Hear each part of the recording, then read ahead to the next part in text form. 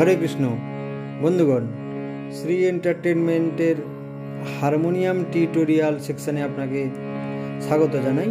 আজকে খুব গুরুত্বপূর্ণ, বিশেষ করে যারা নতুন শিখছেন তাদের জন্য কি বলতে চাচ্ছি। আজকে যেটা বলতে যাচ্ছি, ধরুন অনেক সময় সার পরে রে, রের পরে গা, গার পরে মা কোন স্থানে রয়েছে আমরা ভুলে যাই।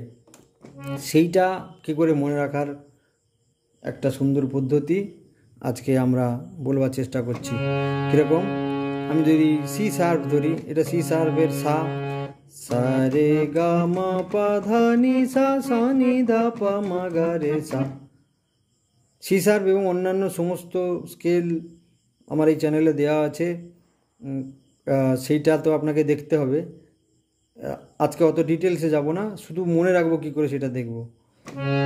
সা একটা বাদ দিয়ে, সা এটা হচ্ছে কোমল রে, মানে একটা বাদ দিলাম শুদ্ধ স্বর বাজানোর জন্য। সা একটা বাদ দিয়ে রে, আবার একটা বাদ দিয়ে এটা কোমল গা, গা মা। তাহলে এই জায়গাটা কিন্তু একটা মনে রাখার জায়গা। কি এই সা রে এগুলোর মাঝখানে মাঝখানে কিন্তু একটা করে এই যে রিড আছে আছে, কিন্তু এরপরে এই দুটোর মাঝখানে গা আর মাঝখানে, গা আর মায়ের মাঝখানে আলাদা করে কোনো রিড নেই।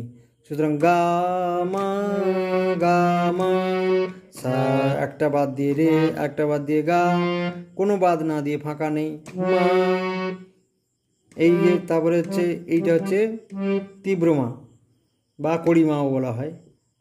এইটা বাদ দিয়ে পা, এই কোমল ধা বাদ দিয়ে শুদ্ধ ধা, এই আর একটা কোমল নি বাদ দিয়ে শুদ্ধ নি, সা। এটা এখানে দেখুন, এটা দেখার আছে, শুদ্ধ নি সা, নি সা, মানে এই যে সা শুরু হলো এটা একটু পরের সপ্তকের সা। সুতরাং আমি এখানে দুটো জায়গায় মনে রাখতে বলবো আপনাকে। কীরকম, সব কটায় দেখুন আছে একটা করে স্বর ফাঁকা আছে, একটা করে রিড ফাঁকা আছে, কিন্তু এই দুটো জায়গায় ফাঁকা নেই। সেটা কি, গা মা, গা মা, আবার এখানে নি সা। বাকি সব কটার মধ্যে কিন্তু একটা করে স্বর ফাঁকা আছে, কোমল স্বর। এখানে যেটা ধরি, যদি ধরি তাহলে কড়ি স্বর। তাহলে সা রে গা মা, গা মা, গা মা পরপর আছে, একটা বাদ দিয়ে আবার পা, পা ধা নি সা, সা নি ধা পা মা গা রে সা। এইটাকে আমি যে বললাম, এটা হয়তো আপনি ভাবছেন এই স্কেলটা সি শার্প নিয়েছি বলে হয়তো হতে পারে, অন্য স্কেলে হয়তো নাও হতে পারে। সেটা একবার পরীক্ষা করে দেখা যাক।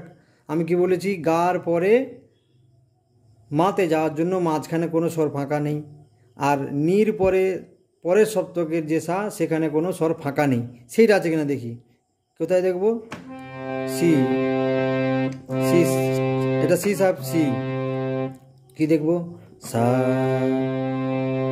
একটা বাদ দিয়ে রে, একটা বাদ দিয়ে গা, তার মানে এটা কোমল রে আর এটা কোমল গা। সা একটা বাদ দিয়ে রে, একটা বাদ দিয়ে গা, তাহলে এইগুলোর মধ্যে একটা করে স্বর ফাঁকা আছে।